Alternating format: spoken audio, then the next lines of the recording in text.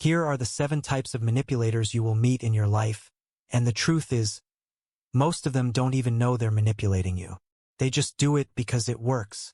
By the end of this video, you'll know exactly who's controlling you and exactly how to take your power back. The first type is the narcissistic manipulator, the master of false reality. Their goal is simple: control you through admiration, fear, or confusion. They use love bombing, gaslighting, triangulation, silent treatment, and emotional volatility. One day they praise you, the next they insult you, and then they pretend nothing happened. This chaos is a strategy. The more confused you are, the more power they have. Their biggest weakness? They can't handle people who don't react. The second type is the Machiavellian manipulator, the strategist. They're not emotional, they're calculated. They manipulate for power, status, opportunity, and survival. They study you like a chess piece, learn your weaknesses, and strike at the perfect moment. Everything they do is intentional and precise. Their weakness is unpredictability. Once you stop being predictable, they lose their edge. The third type is the covert victim manipulator, the subtle controller. They use guilt as a weapon. They say things like, "I guess I'm not important," or "You don't care about me," or "I knew you'd leave." They act powerless so they can control you through your empathy. The more you try to save them, the more power you give them. Their weakness is personal accountability. Don't fix what they create. The fourth type is the emotional hacker, the feeling scientist.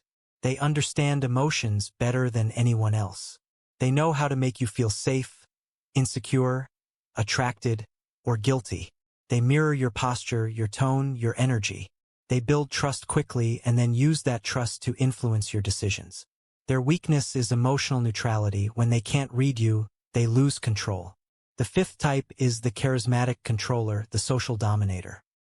They manipulate through charm, confidence, and presence. They don't intimidate you with fear, they hypnotize you with charisma.